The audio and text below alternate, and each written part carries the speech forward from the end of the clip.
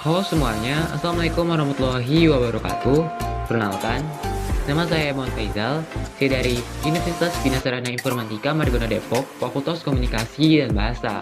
Di sini saya akan membahas tentang strategi dari perusahaan ternama, yaitu Xiaomi. Adapun keberhasilan dan kegagalan yang dialami oleh Xiaomi akan saya bahas dalam video ini.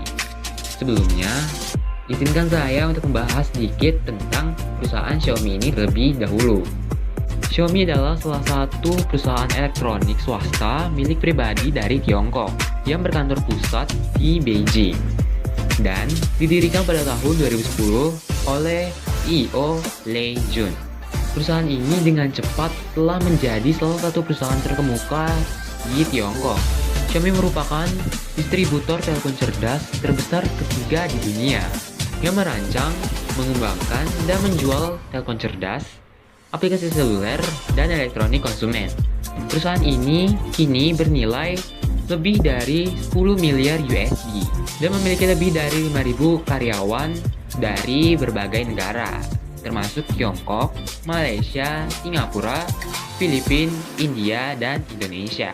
Slogan Xiaomi adalah Just for Fans, atau yang bahasa Indonesianya adalah hanya untuk penggemar. Karena tiap langkah dari jalan dipimpin oleh penggemar yang disebut Mi Fans. Di antara staf Xiaomi, banyak diantaranya yang awalnya penggemar dari produk Xiaomi. Sebelum akhirnya mereka memutuskan untuk bergabung dengan Xiaomi. Awal sejarah terbentuknya perusahaan Xiaomi adalah hasil kerjasama dari 8 mitra perusahaan yang didirikan pada tanggal 6 Juni 2010. Pada tahap pertama, pendanaan investor institusi, termasuk Temasek Holding, perusahaan pendanaan modal dari Shinai Digimodal, perusahaan investasi milik pemerintahan Singapura, dan Xiaomi Venture Partner, serta perusahaan pengembang prosesor Qualcomm. Firmware pertama berbasis Android milik Xiaomi adalah MIUI, yang diresmikan pada tanggal 16 Agustus 2010. Firmware berbasis Android MIUI ini serupa dengan iOS milik Apple dan TouchWiz milik Samsung. Pada bulan Agustus 2011, diresmikanlah ponsel cerdas pertama milik Xiaomi dengan merek Mi One. Nah, teman-teman, selain ponsel cerdas, Xiaomi juga menciptakan berbagai elektronik lainnya, seperti televisi, earphone, powerbank, tas, lampu, dan elektronik lainnya. Nah, di sini saya akan membahas tentang faktor-faktor keberhasilan dan kegagalan yang dialami oleh perusahaan Xiaomi. Sekarang yang saya akan bahas terlebih dahulu adalah keberhasilannya dulu. Strategi yang digunakan oleh perusahaan Xiaomi adalah hunger marketing. Xiaomi melakukan strategi hunger marketing, yaitu suatu cara untuk membawa produknya ke pasaran dengan harga yang menarik untuk memikat pelanggan, kemudian membatasi pasokannya. Dengan demikian, rasa penasaran di pasaran akan timbul, sehingga permintaan akan naik dan harga produk tersebut akan dinaikkan. Otomatis, keuntungan perusahaan yang diperoleh akan untung dari pendapatan sebelumnya. Contohnya, ketika penjualan pertama Redmi Note 7, produk tersebut laku habis terjual dalam waktu 8 menit 36 detik, sebanyak 100.000 unit.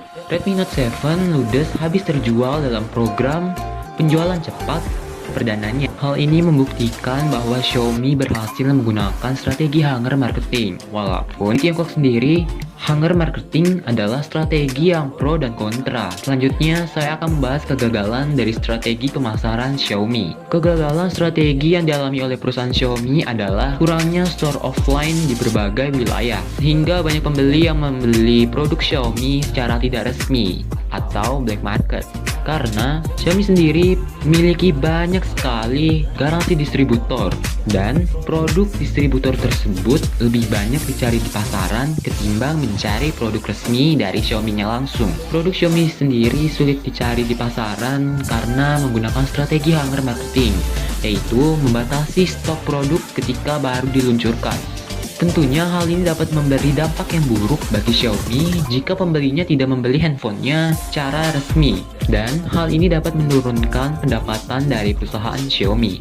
Contohnya, Xiaomi Indonesia meluncurkan produk Xiaomi Redmi Note 8. Namun, produk Redmi Note 8 telah diluncurkan pertama kali di Tiongkok. Tentunya, saat ponsel ini diluncurkan di negara Indonesia, di Tiongkok sendiri, stok produknya sudah stabil, tidak seperti di Indonesia yang masih sangat sulit untuk dicari ketika baru diluncurkan. Hal ini membuat distributor di Indonesia memiliki produk yang banyak ketimbang produk resmi dari perusahaan Xiaomi Indonesia, karena produknya langsung dikirim dari Tiongkok. Maka dari itu tak heran kenapa orang lebih memilih produk distributor ketimbang memilih produk resmi.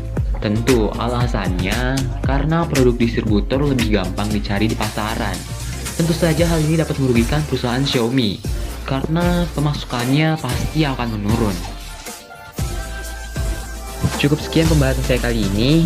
Mohon maaf bila ada kata-kata yang kurang berkenan dan informasi yang salah. Kurang lebihnya saya mohon maaf. Wabillahi taufiq wal hidayah. Wassalamualaikum warahmatullahi wabarakatuh.